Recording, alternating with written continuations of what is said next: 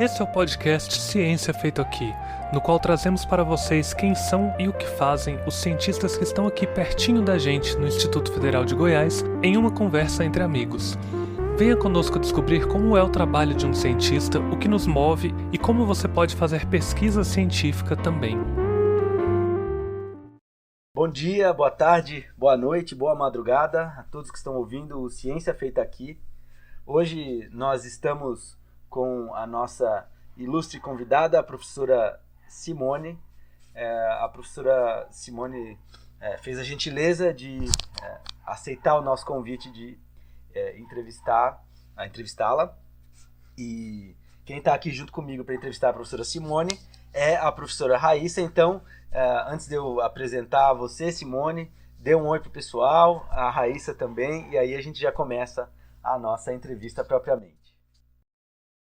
Olá, pessoal! Como o Geraldo já me apresentou, eu sou a professora Raíssa, professora de Biologia do IFG, e vou estar aqui junto com eles para esse bate-papo.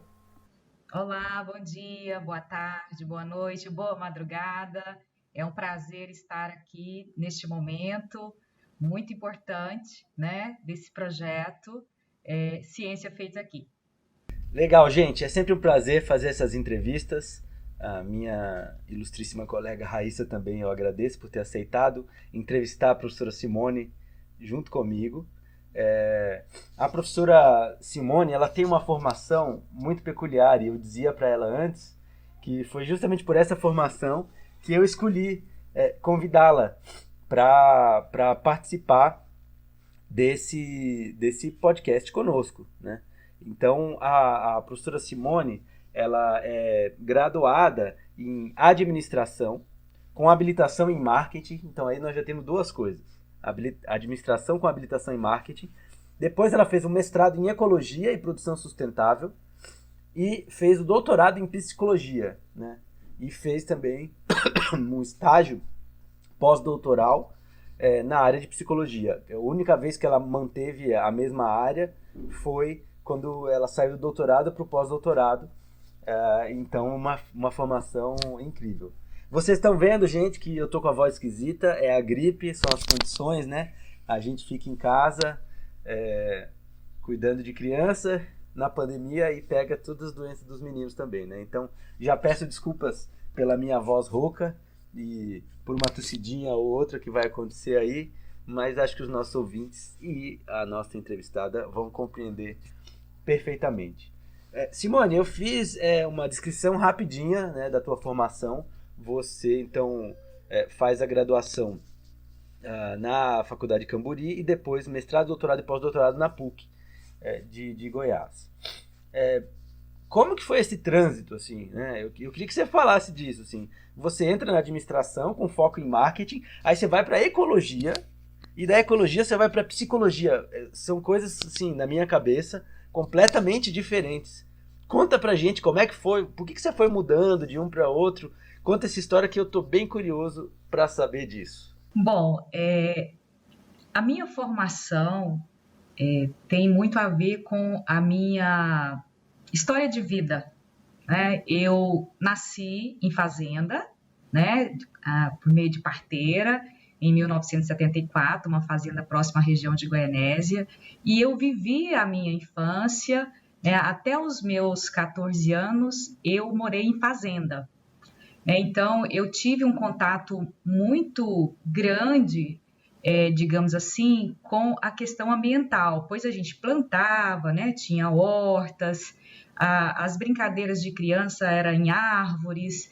Então, esse meu convívio, né, com o meio ambiente, com a natureza, com os animais, né, naquele meio ali fazendário, tem muito a ver com as minhas escolhas, né, e com as minhas identificações que vêm na minha formação. Então, eu estudei até os meus 14 anos na zona rural, né, em escola rural, e o meu deslocamento era feito a pé, né, e nesses deslocamentos, às vezes a gente via emas, né, tatus. Então, assim, essa parte ecológica fez parte da minha infância, né, muito intensa, digamos assim. Então, eu tenho essas raízes históricas muito ligadas a essa questão da formação. Quando acabou os estudos, né, na zona rural, eu tive que ir para a cidade, né? E aí eu comecei a estudar em um colégio estadual e lá nós tínhamos os cursos técnicos, né? E um dos cursos técnicos era em contabilidade. E eu me senti, né, atraída por fazer esse curso técnico em contabilidade. E fiz, né, esse curso técnico. E quando eu terminei esse curso técnico em contabilidade, eu tive dificuldades de me inserir, né, no mercado de trabalho, no mundo do trabalho, como técnica em comércio exterior.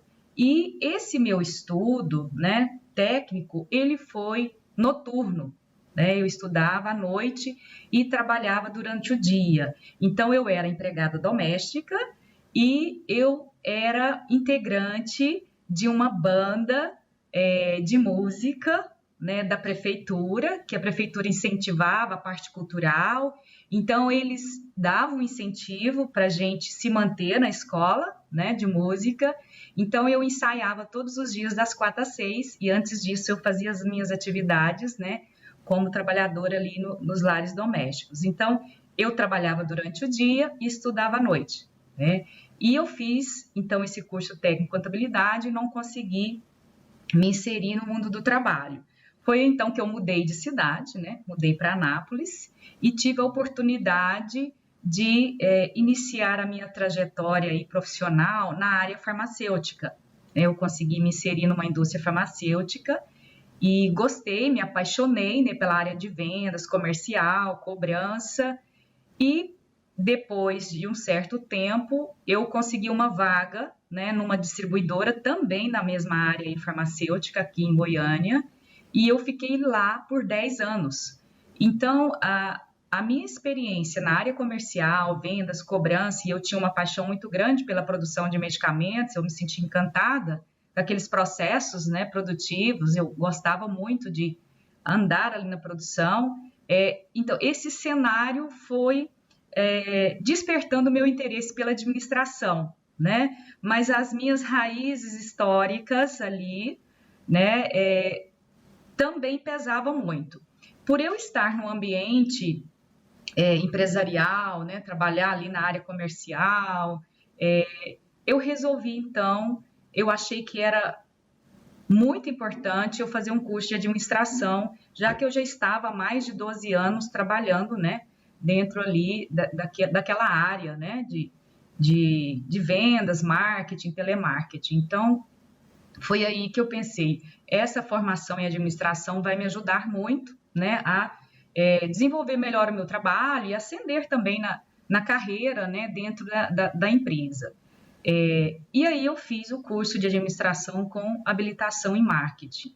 E o meu professor de marketing ele foi muito marcante, né, e eu resolvi fazer a minha dissertação na área do marketing, né, marketing turístico, em ecologia e produção sustentável na PUC, que na época eu me senti encantada, né, pelo programa, porque estava totalmente alicerçado na questão da sustentabilidade, do desenvolvimento sustentável, que já me vinculava bastante às minhas raízes históricas, né, rurais ali. Então, eu casei a questão ambiental com o marketing, né, e fui estudar Pirenópolis, o turismo em Pirenópolis, né, como que era divulgado, como que as pessoas se sentiam com aquela experiência do turismo em Pirenópolis. Então, eu casei, né, a área da formação da graduação com a minha trajetória de vida, né, no meio ambiente ali rural, né. Então, foi nesse sentido que eu fiz essa escolha. E por eu ser, né, da fazenda e viver tanto tempo no meio rural e com o passar do tempo eu chegar, né, a vir para Goiânia, morar em Goiânia, diante de tantos prédios, né, calçadas, né, então, assim, um ambiente diferente e que eu via comportamentos que eu achava inadequados, como lavar calçada com água, né, aliás, varrer a calçada com água. Então, isso me doía muito, né, pelas minhas próprias raízes históricas, formação, educação e tudo. Então, eu comecei a perceber que eu, né, queria fazer alguma coisa que pudesse proteger o meio ambiente, que eu pudesse, assim, de alguma forma, cuidar, né, do meio ambiente, pela afinidade e por ter sido a minha infância, né, por ter sido a minha casa, o meu espaço de brincadeiras. Então, assim, tudo foi ali, né, a minha infância. O leite que se tomava era da vaca do curral, tudo que se comia da horta, né, era da horta. Então, assim, eu, né, fiquei com isso muito intenso dentro de mim. E aí eu comecei a batalhar para entrar no doutorado em Ciências Ambientais na Universidade Federal de Goiás, né? E eu entrei como aluna especial, fiz 3 disciplinas, né? E fui tentando, então, entrar no doutorado de Ciências Ambientais. E aí eu fiz o meu primeiro projeto, né? E apresentei no programa de Ciências Ambientais, um projeto bacana que eu ia estudar a região ali dos Calungas, né, de Cavalcante. Era uma proposta de estudar os frutos do cerrado, ver a questão, né, de plantar, de produzir, né, ver uma questão assim mais da autossustentabilidade ali do pessoal da área dos Calungas, né, por meio dos frutos do cerrado. Eu até tinha um projeto aprovado na FAPEG na época, né, que depois foi cancelado por uns probleminhas mesmo de edital. Então, esse foi o projeto que eu apresentei, mas infelizmente eu não consegui, né, a pontuação, porque era uma vaga, né, para a linha de pesquisa, então, assim, muito concorrido, né, um doutorado que estava, assim, bem destacado, né, que é a questão ambiental. Então, eu apresentei esse projeto. E eu continuei como aluna especial e tentei mais uma vez, né, com um novo projeto falando de educação ambiental não formal, que eu queria compreender um pouco mais como que funciona a educação ambiental não formal no ambiente empresarial, né? Então, foi uma outra tentativa que também só tinha uma vaga na época, né? Eu não consegui entrar e eu não desisti, continuei como aluna especial, fiz mais uma disciplina e aí eu apresentei um novo projeto, né? E esse projeto também foi um projeto que eu apresentei na sociologia, né? Lá na sociologia tinha uma linha de pesquisa que chama Práticas e Representações Sociais. Então, aí eu queria estudar a ressignificação de crenças a partir de um curso de formação continuada em educação ambiental, né? E aí eu apresentei esse projeto novamente para o doutorado de Ciências Ambientais, pela 3ª vez, né? E apresentei também para o programa de doutorado em Sociologia. Como eu falei, são poucas vagas, né? Muita gente, e eu não consegui, né, a pontuação para ficar em primeiro lugar. Então, eu não consegui entrar no doutorado de Ciências Ambientais e também não consegui entrar na Sociologia, onde eu tinha ali um viés para trabalhar nessa questão também ambiental, né? Então, eu não consegui. E o que eu fiz? Eu peguei esse projeto, né, de ressignificação de crenças ambientais e apresentei, né, para uma professora que orienta lá no quadro de psicologia da PUC. Ela tinha lá no seu currículo orientações voltadas para a questão ambiental. E as crenças, né, elas estão, assim, atreladas à questão da psicologia, né, da educação ambiental, então tudo isso. E eu marquei um dia uma entrevista, levei o meu projeto, falei qual que era a minha intenção, né, e ela gostou muito, achou o projeto magnífico e então ela falou, entre no processo seletivo, né, tente entrar. E por ela, né, demonstrar ali interesse no meu projeto, eu fiz o processo seletivo, consegui entrar e fui, então, cursando as disciplinas obrigatórias e etc. E no decorrer do tempo, né, por que eu estudei, então, uma abordagem francesa que, né, não tem nada a ver aqui com a questão ambiental? É que no decorrer do curso ali, das disciplinas, eu fui conhecendo as várias áreas ali da psicologia, né, e aí a minha linha é organizacional e do trabalho, né, que eu fiz a minha tese, né, que eu fiz o meu pós-doutorado também nessa linha.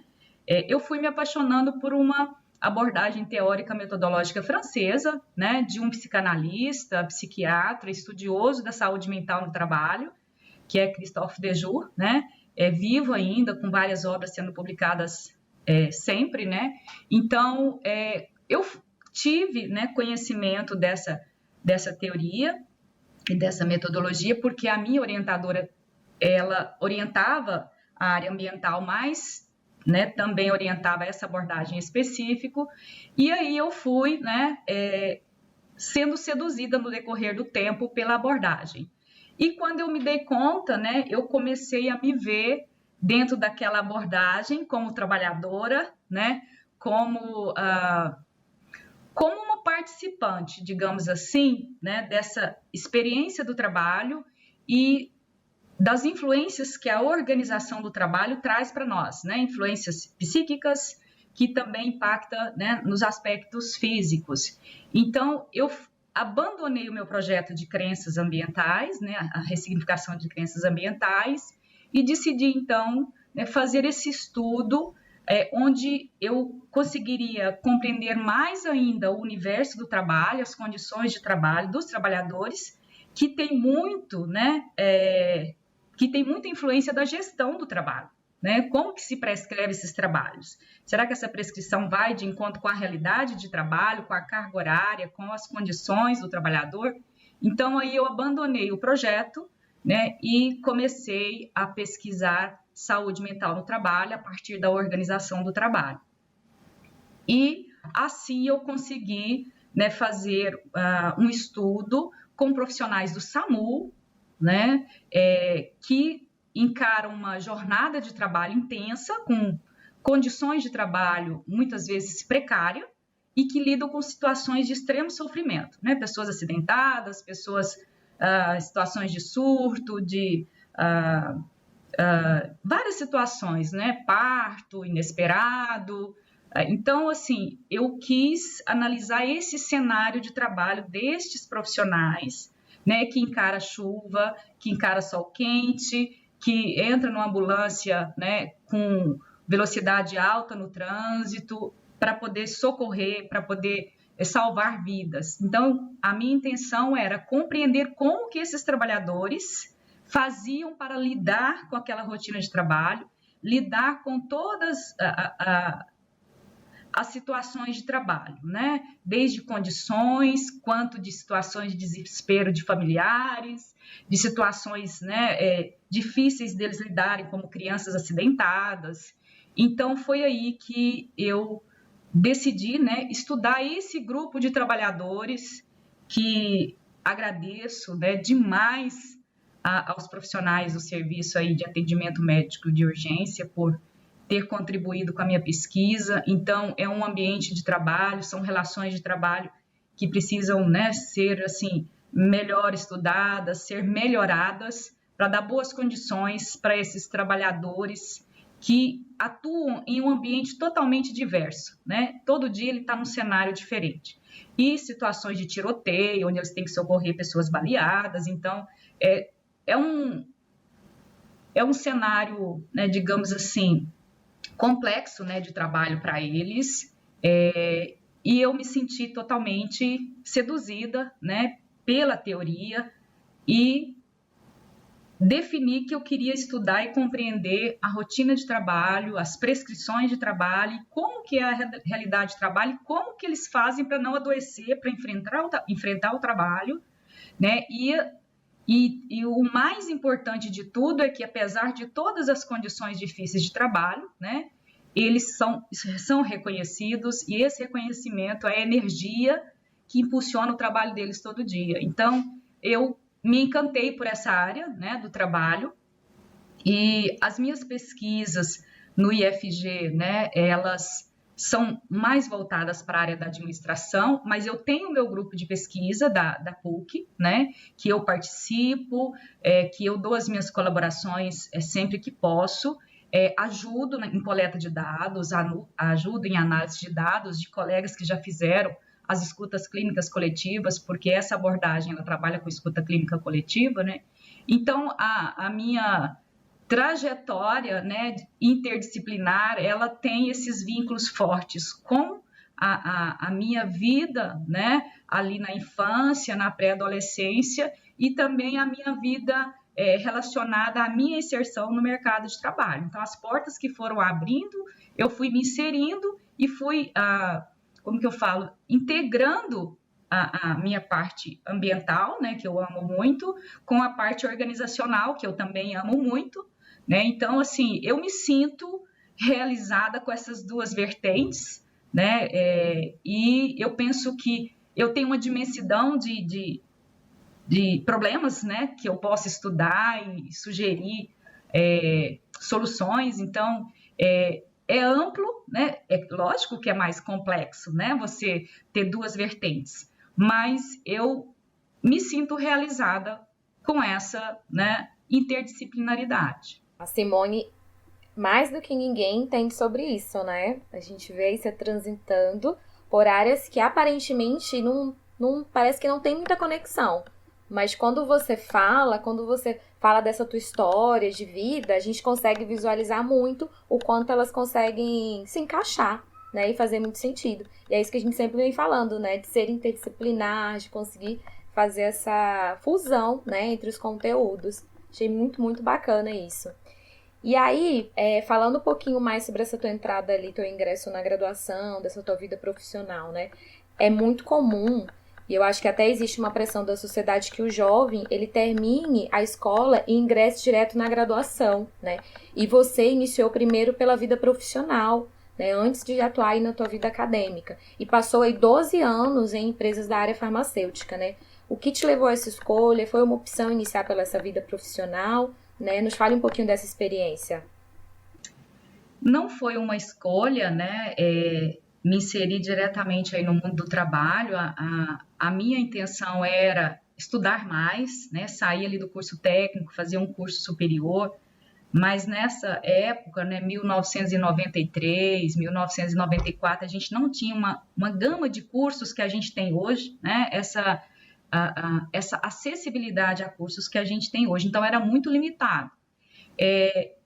E o que eu fiz, né? Eu mudei da minha cidade, que era uma cidade do interior, que tinha poucas oportunidades de trabalho, então as que tinham eu tentei explorar, eu trabalhei no comércio, comecei como empregada doméstica, eu trabalhei no comércio, e aí eu quis, né, entrar num curso superior. E Anápolis era onde tinha a UEG, e na época tinha um curso que chamava processamento de dados, então estava todo mundo louco, né? Porque a tecnologia, né, essa parte aí estava muito atrativa. Então eu fiz cursinho, quase 2 anos, né? E tentei 2 vezes entrar na UEG.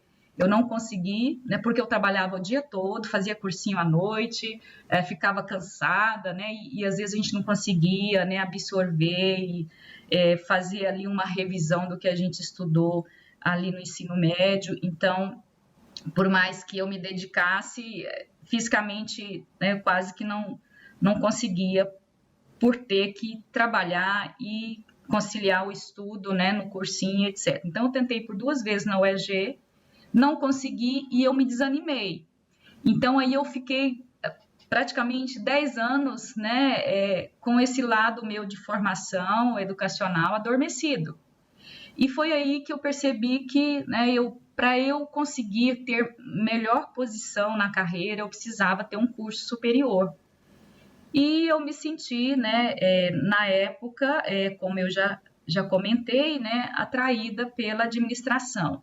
E eu trabalhava muito próximo da Faculdade Camburi, ali perto da T2, dava para ir a pé, né? Então, eu entrei no cursinho aqui em Goiânia e fiz 2 anos de cursinho, tentei um vestibular na PUC e tentei na Camburi e consegui passar na Camburi. Então, naquela época, eram poucas opções de cursos, né? Poucas universidades que ofereciam o curso de administração.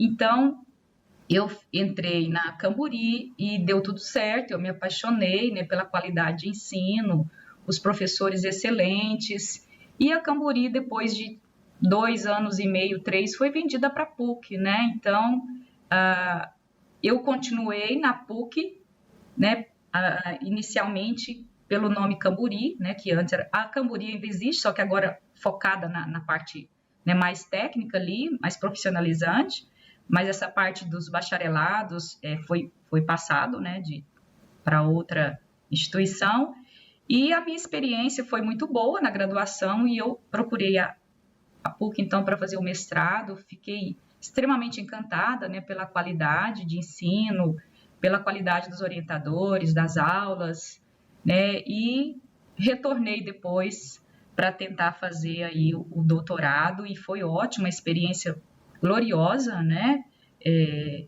Maravilhosa aí na PUC. Então, assim, eu não estudei dentro do meu tempo, né? Período considerado normal, né? Padrão, por falta mesmo de oportunidade de acesso ao ensino superior. E na época, as condições financeiras eram muito difíceis, né?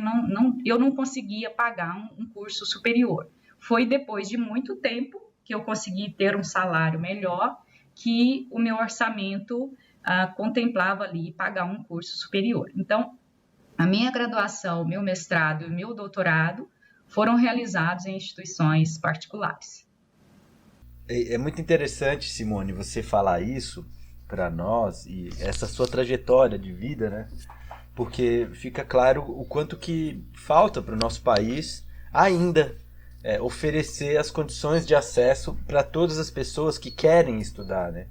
Muitas vezes, com essa coisa do vestibular, processo seletivo para mestrado e doutorado, parece que estudar é uma conquista e não um direito, né? Você tem que estapear alguém. E essa coisa, né, do vestibular, da seleção, só tem uma vaga, ai meu Deus, mas são 50 candidatos e tal. Então, eu acho isso muito interessante pra gente pensar, né? O quanto que seria melhor pro nosso país e pra nossa própria vida que a educação fosse vista como um direito, né? E a sua história ilustra isso, né? Você querendo estudar, com um monte de ideias interessantes, com um monte de coisa para fazer e batendo nas portas fechadas, né? Ainda bem que você foi persistente, né? E conseguiu. Mas eu acho legal você contar isso, porque às vezes os nossos alunos veem a gente, né? Nós estamos aqui bem colocados profissionalmente, já fiz doutorado, pós-doutorado, tô aqui te ensinando. E eles acham que você nasceu doutor, né? Então, parece que você nasceu assim, nasci, me entregaram o diploma de doutorado e eu tô pleno aqui na vida, né? Mas não é assim, né? E acho muito interessante. E aí, nessa tua experiência profissional, você trabalhou com vendas e com telemarketing. Até faço um link com depois do teu estudo no doutorado na psicologia, porque telemarketing hoje é um trabalho em que as pessoas adoecem bastante, né? Mas eu queria saber, se você puder falar um pouco sobre isso, sobre essa experiência, né, de 12 anos, né, não é uma experiência de trabalhei ali 6 meses, né, 12 anos com venda e telemarketing. Como que você falou um pouco, mas fala um pouco mais dessa experiência profissional, das dificuldades, dos problemas que você se enfrentou, do seu aprendizado, das conquistas que você teve, e se isso aí relacionou diretamente com a sua escolha por fazer administração com habilitação em marketing. Você mencionou, né, que teve a ver, mas se puder aprofundar um pouco mais nisso, eu gostaria de te ouvir. Ok, Geraldo. Então, a minha experiência, né, na indústria farmacêutica, na distribuição de medicamentos, foi uma experiência muito boa, né? E como que eu cheguei, né, numa indústria farmacêutica? Por meio mesmo de uma oportunidade que surgiu, eu fiz uma entrevista e eu acho que o dono da empresa ficou com tanto medo de eu retornar para minha cidadezinha no interior, né? Porque eu falei para ele, francamente, se o senhor não me arrumar essa vaga de emprego, eu tenho que voltar para minha cidade, porque o dinheirinho que eu trouxe já vai fazer 3 meses que eu estou desempregada aqui em Anápolis, né? Então já está acabando. Eu acho que ele sensibilizou com a minha história e falou, vou dar oportunidade para ela, porque a experiência na indústria farmacêutica era zero, né? Então, assim, às vezes até eu me emociono com a atitude do dono da empresa, né? Porque eu fiz a entrevista com o dono da empresa e era para uma área comercial que, né, exige ali um perfil agressivo, né? Digamos assim, de negociação. E eu muito humilde, muito assim, inexperiente, né? Eu não tinha experiência. Eu vendi sapatos, né? Eu trabalhei com venda de cosméticos, eu vendi. Mas, assim, não tinha uma carteira assinada, não tinha como comprovar nada. E eu acho que ele acreditou na minha história e me deu essa oportunidade, né? E eu entrei e, graças a Deus, fui uma excelente funcionária para a indústria, né? E como eu mencionei no início, né, o ambiente empresarial, ele foi me cativando, né? Que eu acho que foi o que culminou ali na minha formação posterior. Então, lidar com as questões de vendas, né, cobrança, eu auxiliava também na parte de cobrança quando, né, precisava, e a parte da produção, eu era encantada com aqueles processos produtivos, né, com aquela pesagem de matéria-prima, com aqueles equipamentos fechando aquelas ampolas automaticamente, então eu ficava assim encantada, nossa, mas como, né, que a máquina faz isso sozinha? Então, assim, aquele tanto de trabalhadores fazendo conferência das ampolas a olho nu para ver se não tinha um resquício ali, né, da ampola, quando o fogo fecha, pode ficar um vidrozinho, né? Então, assim, aquele ambiente, eu acho que foi me cativando e eu fui me fortalecendo e percebendo que era aquele ambiente empresarial que eu ia, né, permanecer por muito tempo. E ali em Anápolis foi uma escola, né? Então, assim, de aprendizado, de ambiente de trabalho, de conviver com colegas, com tomar decisões mais democráticas, né? Discussões. Então, eu aprendi muito ali. E quando eu vim para Goiânia para trabalhar numa distribuidora, eu cheguei como estagiária, porque eu não tinha, né, ainda uma experiência básica, digamos assim, de entendimento dos nomes dos medicamentos. Então, naquela época, a gente não fazia uma fatura direto no computador, né? A gente anotava o que o cliente queria, depois a gente pegava uma listinha com códigos e colocava o código do lado esquerdo e depois mandava o papelzinho para o faturamento fazer o faturamento. Então, o departamento de vendas dessa distribuidora, ele era constituído só por homens. E esses homens vinham de onde? Vinha ali da separação, da embalagem dos produtos, né? Porque eles tinham noção dos nomes dos medicamentos. Eram mais ou menos uns 4.000 nomes. Então, se o farmacêutico ligasse e falasse, né, que era um salbutamol xarope, ele sabia anotar o nome e sabia pegar o produto lá, né, que ele sabia identificar onde já estava o produtozinho. Então, ele tinha uma familiaridade com os nomes dos produtos, que era muito importante. Então, como que você decora 4.000 nomes de produtos, né? Então, assim, quando você separa, põe ali no carrinho para fazer a conferência, você vai familiarizando. Então, a dona da empresa na época falou, olha, mas você não conhece os nomes, né? Aqui a gente vende mais de 4.000 produtos. E eu, muito simples, muito humilde, sugeri a ela, falei, me deixa fazer um estágio de uma semana, que eu te digo se eu dou conta de fazer o trabalho no departamento comercial ou não. E ela permitiu que eu fizesse uma semana de estágio. Quando chegou na sexta-feira à tarde, eu sentei de frente à dona da empresa e falei, olha, a senhora pode me dar a vaga de emprego que eu consigo desempenhar a minha função no departamento de vendas. E assim foi, né? E eu era a única mulher. Não contratava, a Goiânia não tinha a cultura de colocar mulheres no departamento de televendas de distribuidoras, né? Então, eu fui até uma inovação, assim, os clientes, alguns adoravam falar comigo, outros não queriam falar com mulher, queria falar só com atendente homens, né? Então, assim, foi praticamente uma inovação e deu muito certo. Eu fui destaque em vendas por muito tempo, ganhei vários prêmios, né? E aí eu queria me aprofundar mais nessa parte do marketing, foi onde eu... Cadê os troféus desse prêmio, Simone? Eu quero ver os troféus. Olha, eu acho que eu nem tenho mais, sabe? Então, assim, os prêmios era em dinheiro que as indústrias farmacêuticas davam. Olha, se você vender, né, tantos sorrisais, nós vamos dar um brinde, nós vamos dar uma viagem, né, nós vamos dar um presente, uma televisão. Então, era mais ou menos assim, as indústrias farmacêuticas que incentivava a gente, né, a oferecer o produto. Porque quanto mais você oferecia, mais você vendia. Ah, o senhor não está precisando do sorrisal? Sua Novalgina não está acabando, né? Então, assim...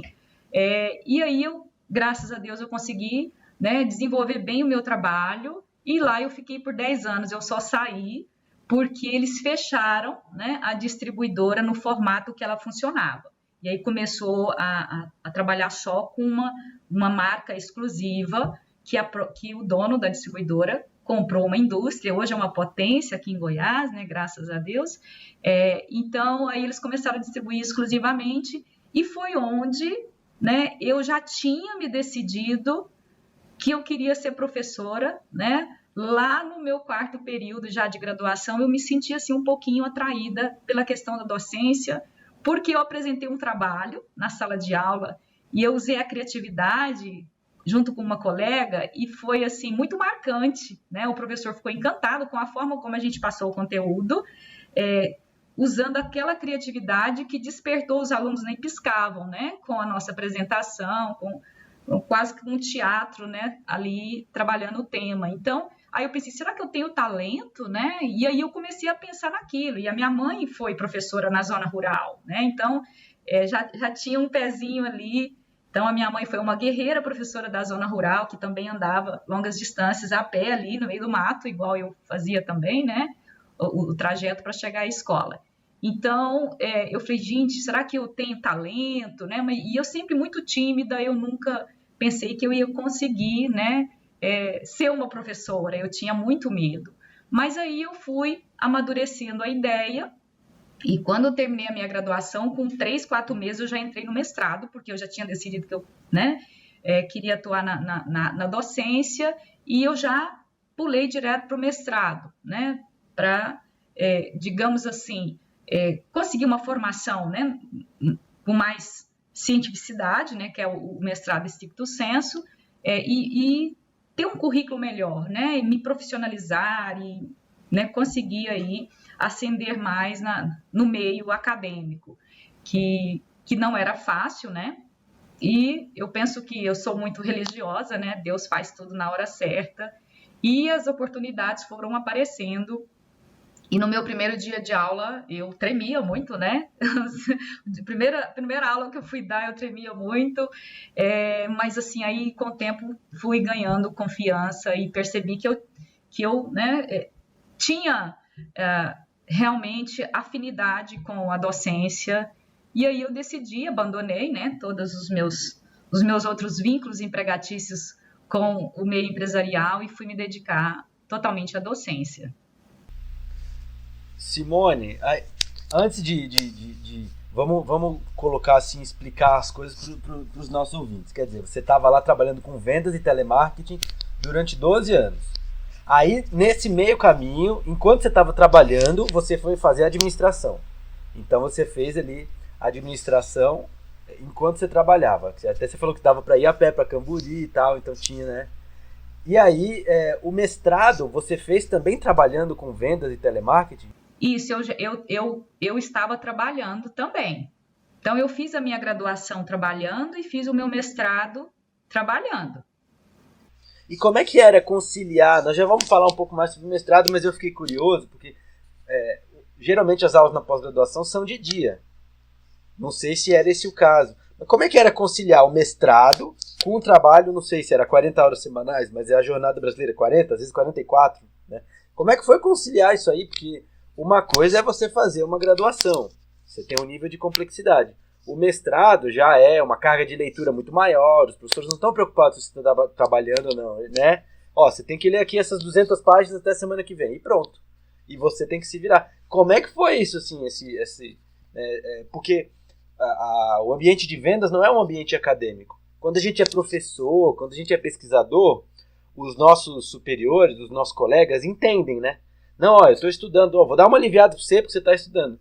Agora, no ambiente de vendas, de administração, de telemarketing, não é um ambiente acadêmico, não sei, você teve dificuldade? Conta pra gente. Olha, Geraldo, realmente foi um desafio que eu tive que superar, né? Conciliar o trabalho com os estudos. Qual que era a minha estratégia, né? Nós éramos 10 atendentes e as ligações elas vão mudando de posição, né?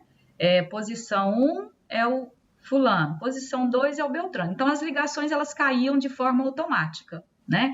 Então, se eu estava na 10ª posição, as ligações iam chegando, na hora que eu atendia, ia demorar 9 posições para retornar até mim. Então, nesse intervalo de tempo, eu estudava. Sempre eu estudava. Eu terminava de atender o cliente ou eu organizava minha agenda de ligações para o cliente, eu estudava. Na hora do almoço, eu almoçava rapidinho e estudava. Eu chegava na faculdade, se tivesse 20 minutos, eu estudava. Então, assim, todo o tempo que eu tinha, eu estudava. As minhas aulas, né, eram noturnas na graduação e no mestrado também elas eram noturnas, né? Então, assim, foi um mestrado desenhado, eu acho que para ajudar o trabalhador, já que é uma instituição particular, né, e a gente precisava arcar ali com os custos do curso. Então, as aulas eram sábados, né, à tarde, ou, né, durante a semana, dependia muito da disciplina que você optava por cursar.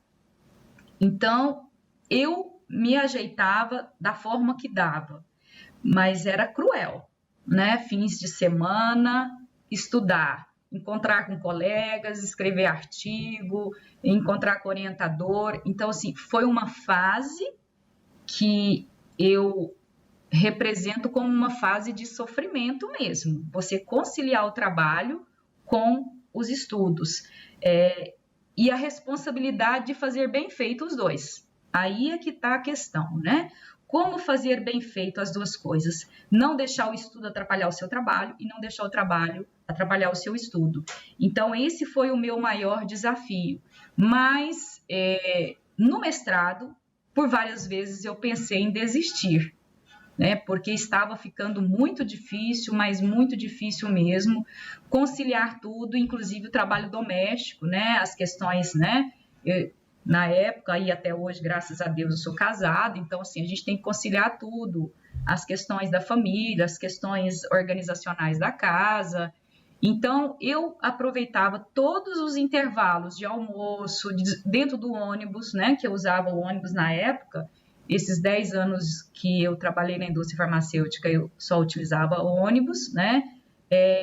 E por longo tempo também, quando eu dava aula nas faculdades, aqui nos centros de educação que eu atuava. Então, dentro do ônibus também eu aproveitava aquele momento para fazer uma leitura, para sublinhar algum trecho interessante. Então, assim, eu era muito isolada, né, ao meu estudo. Naqueles momentos eu não podia perder tempo. Se alguém chegasse para conversar comigo, eu falava, esse aqui vai me atrapalhar terminar de ler esse trecho aqui. Então, assim, eu precisei focar ao máximo, né? Inclusive, nesse período, eu até desenvolvi uma certa ansiedade, tive que, buscar alguns recursos, assim, para eu controlar a ansiedade, justamente por causa, né, dessa dificuldade de conciliar, porque você acaba perdendo muito no aspecto qualidade de vida, né? Fica tudo muito exprimido, muito arrochado, muito tenso, muito cronograma, muito horário e muitas entregas, você não pode reprovar, né? Que se reprovar atrasa ali a sua pesquisa, né? Então, assim, e a minha pesquisa, eu contei com a ajuda de familiares. Então, assim, eu ia para Pirenópolis, eu organizava, né? Nesse fim de semana vai a minha irmã e meu cunhado. No outro fim de semana vai a minha cunhada com meu tio, né? Agora vai a minha tia. Então, assim, eu contei com a ajuda, né, de familiares para a gente aplicar os questionários na época, né? Que você chegava ali perto do turista, tinha que fazer a pergunta, o turista tinha que estar de bom humor para poder aceitar ou não responder a sua pergunta. Foi muito tenso essa parte da pesquisa, porque a pessoa, quando ela está no lazer, está descansando, curtindo ali uma cachoeira, ele não quer ser incomodado, né? Então, nós recebemos vários nãos, mesmo crachazinho de pesquisador, identificação, tudo organizadinho, eram muitos nãos, né? Então, eu contei muito com o apoio da minha família para a gente conseguir visitar os atrativos turísticos, as pousadas, os hotéis e fazer ali a recolha de dados, né? E a gente não conseguia dormir em Pirenópolis porque era muito caro, né? E para dormir 3, 4 pessoas era muito caro.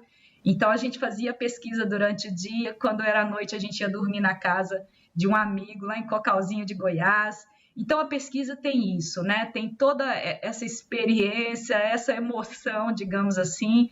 E quando você não tem recursos, né? Eu não consegui recursos pela universidade na época e nenhum outro tipo de recurso extra.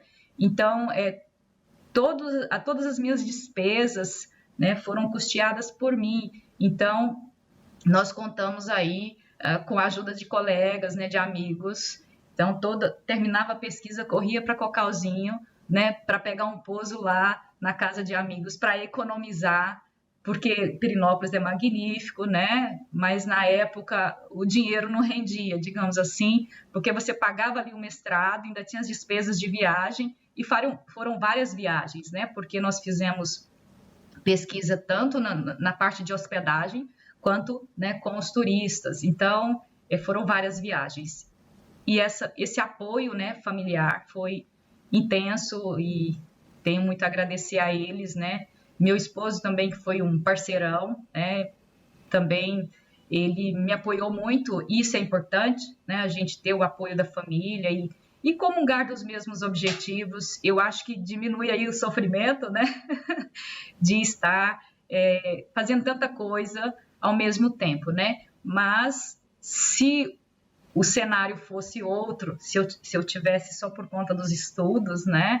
Eu acho que seria outra vida, né? Digamos assim, eu acho que era tudo mais, né? Mais qualidade de vida, mais qualidade de trabalho científico, mais qualidade em tudo, né? De assistir às aulas, de poder fazer uma ciência assim com mais tranquilidade, né? Se eu for resumir, eu me sinto excluída do processo educacional público. Eu tive essa sensação o tempo todo, né? Porque eu não tive oportunidades na época certa, né? Mesmo eu fazendo cursinho, trabalhando e pagando cursinho, eu não consegui entrar, né? Por vários motivos mesmo, né? Até mesmo de formação, né? E a gente tinha naquela época o científico e tinha o técnico em contabilidade. O científico era para quem queria, né? Fazer ali um vestibular, entrar na universidade de forma mais rápida, né, digamos assim. E eu, com o curso técnico, eu estudei muita contabilidade e aí eu senti falta, né, nos vestibulares de muita coisa que podia ter sido fortalecido, né? Então, mas assim, isso foi 1993, né, 1992, então era diferente, né? As nossas grades. Mas é importante você falar isso, porque, assim, isso mudou. Quando fazia o curso técnico, não tinha todas as disciplinas, né? Então você tinha, por exemplo, assim, você vai fazer contabilidade. Você tinha biologia, história, geografia só no primeiro ano. Aí no segundo e terceiro você ficava ali com português e matemática e as matérias técnicas. Era um negócio mais ou menos assim, né? Então o cara que fazia técnico, como o seu caso, né? A pessoa que fazia técnico, ela estava lascada na hora do vestibular. Tinha menos vaga do que tem hoje. E a pessoa não tinha tido a formação na escola, como é que ela entra, né? E é interessante porque esse novo ensino médio que estão propondo agora, ele resgata um pouco disso. Que você está falando que foi ruim para você, né? E o pessoal fala agora, em nome dessa flexibilidade, não, o estudante vai escolher e tal, né? Só que na hora do Enem, na hora do vestibular, ele não escolhe o que vai cair. Cai tudo, né? Isso, e aí eu tinha deficiências na parte da química, né, da física, justamente porque a gente não teve, né, primeiro, segundo e terceiro ano tão intenso quanto é hoje, né? Então, para mim fez falta, eu tive dificuldades de resolver as provas, né? Então, era uma prova que era feita, né, para atender um público, digamos assim, específico, né? Para quem fez o científico, para quem não fez o técnico, né, digamos assim, em contabilidade ou em outra coisa. Então, eu senti essa falta, né, porque no vestibular eles cobraram tudo e eu estava ali, né, mais ou menos com 70% ou até menos dessa área, né, do núcleo comum, da química, da física. Então, foi nesse sentido que eu acho que eu acho que eu fiquei prejudicada nesse sentido, né? Mas, enfim, para a propositura de trabalhar como técnica, eu acho que foi excelente, né? E eu me sentia preparada para trabalhar no escritório de contabilidade ou em qualquer área, né, da contabilidade, mas na época, a cidade do interior, né, era muito pouco o escritório, né? Então aí eu tive que mudar da minha cidade, abandonar ali os meus familiares e buscar mais oportunidades fora, né? Então isso era muito comum na minha época, né? O jovem terminava ali o ensino médio, ia tentar cursinho, ia tentar buscar um nível de formação mais alto em outros lugares, né? Isso quando as famílias também tinham um aporte financeiro, né, para bancar, que não era o meu caso, né? Meus pais não tinham condições de me bancar fora. Então, eu me mudei, fui morar com uma tia e procurar emprego, porque eu só ia conseguir pagar o meu cursinho, né, se eu tivesse um emprego. Então, tudo foi, né, muito complexo, digamos assim, e eu me sinto vitoriosa, né, por passar por tantos desafios, né, que fez parte da época, né, do tempo, era daquela forma, né, então eu me sinto contemplada, né, com a minha formação, mas eu sou ciente que foi com muito sacrifício financeiro, né, com muito sacrifício físico e também psíquico, né, para você gerenciar tudo isso, né, não é fácil. Mas graças a Deus, né, isso não ocorreu com meu filho, né, então meu filho terminou o ensino médio, já está no ensino superior, entrou, né, um mês depois, praticamente, que terminou o ensino médio, então ele está seguindo essa trajetória, né, e eu, mais estruturada, né, graças a Deus, financeiramente, consigo arcar com as despesas dele, estudando fora, no lugar que ele, né, foi aprovado e escolheu para cursar o curso superior dele. Então, a trajetória dele é diferente da minha, né, graças a Deus. Simone, tô adorando essa conversa. Você, assim, tá sendo um exemplo de persistência e resistência. Que não devia, né, ter todos esses percursos, como o Geraldo falou, com tanta dificuldade, né? Deveria ter mais vagas, né? Deveria ter tido a parte completa aí do ensino médio para você, né, enfim, ter essa entrada, né? Mas, de qualquer forma, né, fica aqui esse destaque, assim, quanto que você tá sendo... Acho que um exemplo, né, não só para mim, mas para os nossos ouvintes, para os nossos alunos, né, de persistir nos seus sonhos, nas suas vontades, naquilo que você, né, quer que é possível, né, apesar de todas as dificuldades. E aí vamos falar um pouquinho sobre a tua docência, né? Você aí, a partir do teu mestrado, começou a atuação como docente em diversas instituições privadas, né?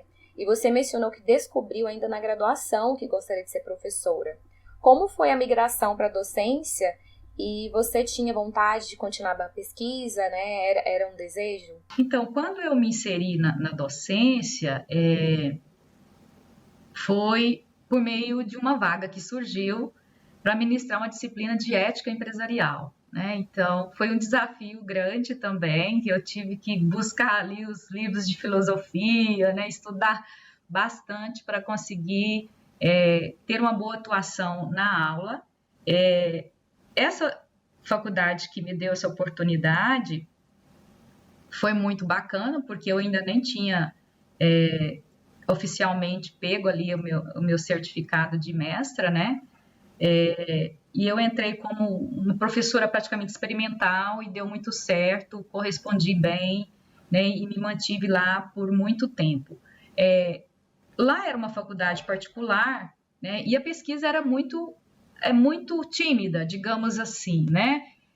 As pesquisas com mais intensidade era trabalho de conclusão de curso, mas a iniciação científica, né? Essa parte assim de projetos de pesquisa, com alunos sem ser na parte de TCC, era muito tímida. Acontecia, sim, né? Tanto é que eu desenvolvi um projeto de pesquisa, como eu tinha até mencionado, né, lá no território Calunga, via FAPEG, e a gente conseguiu ser aprovada nesse edital, mas depois de um certo tempo, descobriu-se que tinha um probleminha ali no edital, que poderia dar problemas com o Tribunal de Contas, e aí eu achei melhor a gente cancelar, né, o projeto de pesquisa. Então, assim, a pesquisa, na época que eu entrei, ela existia, porém, né, não na intensidade que a gente percebe que tem no Instituto Federal, né, na Universidade Federal. Então, as minhas pesquisas eram mais voltadas, né, para o meio empresarial, que os nossos alunos, na época que eu ministrava nessa faculdade, eram aulas voltadas para os cursos de bacharel em administração. Então, a gente fazia os TCCs ali dentro do ambiente empresarial para poder fortalecer o conhecimento dos alunos, né?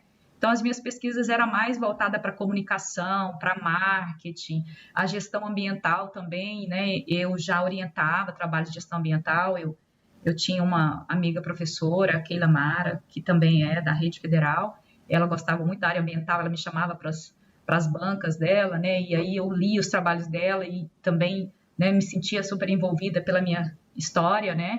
E aí eu começava também a a orientar trabalhos de conclusão de curso na área ambiental. Então, assim, eu orientava, né, em várias áreas dentro ali da administração, porque a administração é muito ampla, né, tem vários braços ali. Então, a pesquisa que eu fazia inicialmente era com esses alunos que fazia ali o curso de bacharelado em administração. Então, a história da pesquisa na faculdade particular foi essa, né? Mais TCCs e não tinha os PIBICs, né? Não tinha os programas assim com mais cunho, né, científico. A gente tinha muitas ações de responsabilidade social, né? Os alunos envolviam muito. Então, era muito bacana também, uma área que eu gostava bastante de participar, de motivar os alunos, eram as ações de responsabilidade social. A gente tinha, né, como parte da cultura ali da instituição, colocar o aluno em contato com a comunidade, né, com as pessoas em situação de vulnerabilidade social. Então, a gente ia, né, para os setores que tinham ali muitas necessidades, né, especiais mesmo em relação à sobrevivência, né? Então, a gente tinha como cultura colocar o aluno em contato com aquela realidade. Eram programas que eu me sentia, né, muito bem realizando com os alunos, incentivando. A gente via um retorno muito lindo, né, no rosto das pessoas ajudadas. Então, eram projetos, né, diversos que a parte cultural também, sempre que tinha, eu me envolvia, né? Eu já fui dançarina de música de anos 60 com outro professor, então, assim, eu me jogava, né, totalmente naquele ambiente que me ofereceu uma oportunidade de trabalho que eu queria, né, como eu comentei, desde a minha graduação, eu já tinha ali, né, um certo despertar para a docência. Então, quando eu consegui aquela oportunidade, eu agarrei naquela oportunidade e tudo que vinha à minha frente eu achava um desafio e eu, né, tomava aquilo ali como, né, um prazer na área da docência. E uma outra característica minha, assim, era diversificar as disciplinas, né? Todas as disciplinas que iam aparecendo dentro da área da administração, eu queria estudar mais. Então, eu sempre falava para o coordenador, olha, não me deixa só uma disciplina todo semestre, não, tá? Você pode ir trocando, porque eu vou estudando e quanto mais a gente estuda, né, mais a gente vai melhorando, digamos assim, a qualidade de atuação na sala de aula, porque, como eu falei, a administração são vários braços, né? Quanto mais você entende cada bracinho, você entende o corpo todo, né, o total. Então, eu sempre pedia para ficar, né, galgando novas disciplinas, e esse galgar foi o que me aprovou no concurso, né? Então, assim, eu não sentei para estudar para o concurso, porque a minha trajetória ali, acadêmica, né, de estar sempre trabalhando com novas disciplinas, né, não ficando só naquela, foi o meu estudo. Então, assim, por 4 anos intensos, né, eu fui estudando para o concurso, dando aula, né? Então, quando eu sentei para fazer a prova do concurso, todas as disciplinas que eu tinha ministrado foi o que apareceu ali com mais intensidade, e eu até arrepiei, falei, nossa, né? Então, como eu não tinha tempo para ficar estudando, né, para concurso, porque eu trabalhava de segunda a sábado, e quando surgiu vagas, né, para a área da administração, que a rede federal estava expandindo, o meu esposo falou assim, tenta fazer um concurso, né? Você já estuda tanto para dar aula, fica mudando de disciplina direto, então, quem sabe, né? E foi assim que eu consegui, né, ficar em primeiro lugar num concurso de 55, né? Dessa vez deu certo, né? Com doutorado foi muito difícil, né? Mas, então, eu consegui esse primeiro lugar porque eu não era acomodada, né? E eu queria sempre aprender mais, como eu sempre faço. Então, chega aluno perto de mim, professora, né, do nosso comércio aí, do exterior de Anápolis, a senhora poderia nos orientar nesse assunto aqui, que a gente gosta muito, né? Então, assim, eu falo, vai ser orientada e com uma excelente orientação, né? Então, todas as áreas que permeiam a minha área de formação, eu oriento. Então, assim, eu não oriento só uma linha, né? Eu vou diversificando e aprendendo. Então, ultimamente eu trabalhei empreendedorismo feminino, ainda continuo trabalhando com empreendedorismo feminino, já trabalhei a questão de racial, né? Então, assim, os alunos trazem as propostas, eu vejo o brilho nos olhos deles, né? E eu encaro junto com eles a proposta, né? E estudo, aprendo, né? E aí eu sempre gosto da Cora Coralina, né? Que ela fala, olha, feliz é aquele que transfere o que sabe e aprende o que ensina, né? O que vale na vida não é o ponto de partida, e sim a caminhada. Caminhando e semeando, no fim terás o que colher. Então, os desafios que me aparecem, né, eu agarro e tento resolver, né, tento passar pela experiência de forma mais prazerosa possível. Veja Simone multitalentos, porque ela participou de uma banda, né? Ela dançou música dos anos 60 e ela está aqui recitando poemas para nós, né? Então isso aí é o que a gente pode ver, né? Você olha ali a professora dando aula de administração e marketing, você nem imagina que ela estava lá bailando músicas dos anos 60. Mas é isso, a vida é múltipla, né? A vida é diversa. E isso que você está falando é muito bonito, Simone. Tem um encantamento, né, com a vida, de você agarrar as oportunidades e aquela coisa de ir onde a porta abre, né? Então, bom, uma porta fechou aqui, a outra fechou aqui, mas abriu aquela lá, opa, vambora, né? É isso que eu tô vendo no que você está falando. Aí você fez um intervalo para entrar no doutorado, né? Quer dizer, você estava lá trabalhando, igual doida, aí fez a graduação trabalhando, mestrado trabalhando, aí você foi para docência. E aí, você deu uma quietada, falou, não, vou ficar aqui só trabalhando um tempo, e depois que você foi fazer o doutorado, foi proposital, ou você queria ter seguido direto, você quis dar um tempo, como é que foi isso? Então, na realidade, o meu mestrado, eu terminei em 2007, né, fevereiro de 2007. Então, eu fiquei 2008, 2009 sem proposta de entrar no doutorado. E a partir de 2010 foram as minhas tentativas, né? Então, 2010 foi uma tentativa, 2011 foi outra tentativa, em 2012 eu fiz 2 tentativas ao mesmo tempo, 2 programas, né? Porque eu queria fazer o meu doutorado, mas eu queria fazer em Goiânia, né? Por questão de facilidade de acesso e de conciliar tudo, né? Então, assim, trabalho com a família.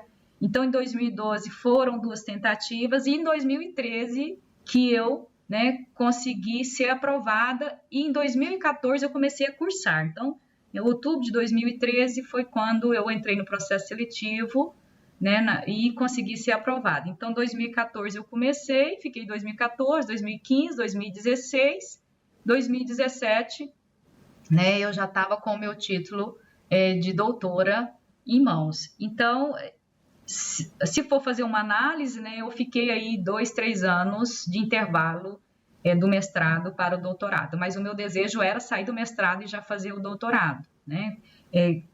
Seguir ali a formação, né, para ficar, digamos assim, mais tranquila, né? Agora sim, eu cheguei no ápice ali da minha formação e eu posso me dedicar mais ao trabalho, né? Então, o meu intervalo maior foi do ensino médio para a graduação, né? Porque depois de lá para cá, eu já diminuí aí os intervalos e tudo por tentativas mesmo de insistência, né? E deu certo. Ou estava estudando ou estava tentando estudar, né? Porque é assim, né? Exatamente, fazendo disciplina como aluno especial, fazendo projeto, né? Então, foram 3 Diga uma coisa, nós vamos falar um pouco adiante das pesquisas que você faz no IFG, que a gente vai chegar nisso, mas eu queria saber, assim, você fez o doutorado e aí pouco tempo depois você já fez um estágio pós-doutoral. É sempre bom lembrar, né, que pós-doutorado não é título, igual graduação, mestrado, doutorado, né? Você é um estágio, né, que você faz e você fez ali na PUC. Na psicologia também. Eu queria saber o seguinte: quais foram as principais conclusões que você chegou no seu doutorado e também se o pós-doutorado é um desdobramento disso, o que você pesquisou no pós-doutorado? Porque me interessa saber sobre as conclusões da sua pesquisa. Você falou que você pesquisou o pessoal do SAMU, você explicou pra gente o tema e tal, mas o que você concluiu? Conta pra gente isso. E como é que foi daí na sequência ir pro pós-doutorado ali na psicologia, que foi a única vez que você ficou na mesma área, né, Simone? Você manteve no doutorado e pós-doutorado na mesma área. Então conta pra gente disso aí, por favor. Então, o meu doutorado, né, como eu já expliquei ali, eu entrei com um projeto, né, de ressignificação de crenças a partir de formação continuada, educação ambiental e etc. E depois eu mudei, né, o meu projeto de pesquisa. Então, a partir do momento que eu comecei a estudar a psicodinâmica do trabalho, eu fui me percebendo enquanto trabalhadora, né, e fazendo as análises, o que é prescrito, o que é real, né, o que se aproxima do prescrito, o que não se aproxima, e o que a gente faz para trabalhar, né, não adoecer e harmonizar tudo, né? Então, nesse sentido, essa abordagem, ela parte da organização do trabalho, né, e a partir do que está prescrito, como que o trabalhador mobiliza ali todas as suas energias físicas, psíquicas, para realmente efetivar o trabalho. Como eu falei para vocês, inicialmente a minha proposta era estudar mulheres da Polícia Militar, né, como que elas se engajavam no trabalho, como que elas conciliavam maternidade, ser esposa. A minha primeira proposta foi estudar policiais femininas, mas a minha solicitação de pesquisa, na época, foi negada pela autoridade, né? E eu, então, fui estudar os bombeiros, né? Fiz um novo projeto, apresentei para a autoridade responsável pelos bombeiros militares e, mais uma vez, também, né, eles rejeitaram ali a minha solicitação, eu não consegui fazer a pesquisa. O meu outro campo de pesquisa, que foi uma batalha minha vida, não é? O meu outro campo de pesquisa que eu tentei, né, foi a base aérea de Anápolis, estudar os militares de Anápolis, mas também, eu acho... Você ficou na cola dos militares, eu hein, fiquei, Simone? eu queria... Policial militar, bombeiro, aeronáutica. Isso, eu queria estudar os militares, né, inicialmente, e aí... Também o meu projeto lá na base aérea foi analisada e foi negada a minha pesquisa, né? E 3 vezes. Então, e aí surgiu, né, essa oportunidade, uma abertura, porque é difícil você conseguir um campo de pesquisa, as portas, né, se fecham mesmo. Os nossos alunos também têm essa dificuldade, pedem uma autorização para fazer uma pesquisa na empresa, eles ficam com medo, né? Parece que, né, que a gente vai falar alguma coisa ali. Então, assim, eu só consegui realmente fazer a minha pesquisa de doutorado na minha 4ª tentativa de campo, né? E aí uma das diretoras, né, do SAMU que eu pesquisei foi muito receptiva, né? Compreende essa importância da pesquisa, de ter estudantes ali, né, no ambiente público. E aí eu fui muito bem recebida, né, pela equipe médica, pela equipe de enfermeiros, técnicos de enfermagem, os condutores de motolância, ambulância. Então, eles gostaram muito, né, da nossa pesquisa, das nossas escutas clínicas que eram coletivas. Então, eles compartilhavam as experiências de trabalho, os sofrimentos, os prazeres. Então, eu consegui, com bastante êxito, fazer esse estudo com esses profissionais da área da saúde. E o meu pós-doutorado, né, eu não trabalhei com a mesma categoria, né, de trabalhadores. Eu já fui trabalhar com gestores, né, gestores em situação de transição de implementação de softwares, né, de gestão empresarial. Então, eu fui estudar o prazer e o sofrimento, digamos assim, desses gestores em conduzir processo de mudança na transição de um software para outro, né? Se eles, né, tiveram dificuldades, quais foram essas dificuldades, como que eles enfrentaram, né, e buscaram ali soluções para essas dificuldades, como que foi toda essa trajetória de transição, né, de acompanhamento, de preparação dos trabalhadores para a implementação de software, né, digamos assim, mais avançado, que, né, viesse a contemplar ali mais as necessidades de gestão do negócio. Então, eu estudei gestores, né, eu estudei, se eu não me engano, acho que foram 8 gestores que passaram pelo processo de transição de um tipo, né, de tecnologia para outra, quando se fala de gestão, né? Então, foi esse o foco. Eu saí um pouco desse ambiente, fui compreender um outro ambiente, né? Eu quis estudar mais essas condições, né, de transição, essa organização de transição, né, de mudança mesmo. Aí eu entrei dentro da gestão de mudança, a importância da gestão de mudança, a preparação dos trabalhadores para se jogar nessa mudança, né, encarar junto ali as dificuldades, os desafios dessa mudança. Então, foi nesse sentido de compreender um pouco mais sobre essa necessidade das empresas de adotarem novas tecnologias, novos softwares, né, já pensando nessa intensificação que está o ambiente tecnológico dentro das empresas, né. Não foi o mesmo público, porém foi a mesma abordagem, né, teórica, metodológica, que é a psicodinâmica do trabalho, que estuda os aspectos psicodinâmicos da relação, né, do homem com o trabalho, trabalhando essas duas categorias, que é a organização do trabalho e a mobilização subjetiva. Então, mais especificamente, é uma abordagem que faz leituras, né, sobre prazer e sofrimento no trabalho, como esse trabalhador lida com o real do trabalho, o que ele faz para conseguir atender o prescrito, ou se ele não consegue atender, né? Então, seria nesse sentido essa abordagem que é maravilhosa, muito encantadora, né? A abordagem da psicodinâmica do trabalho, retrata a realidade do trabalho de muitos trabalhadores no mundo, né? Inclusive, Christophe Dejour começou os seus estudos com telefonistas, né? Também fez uma análise bacana aí de outros estudos com telefonistas.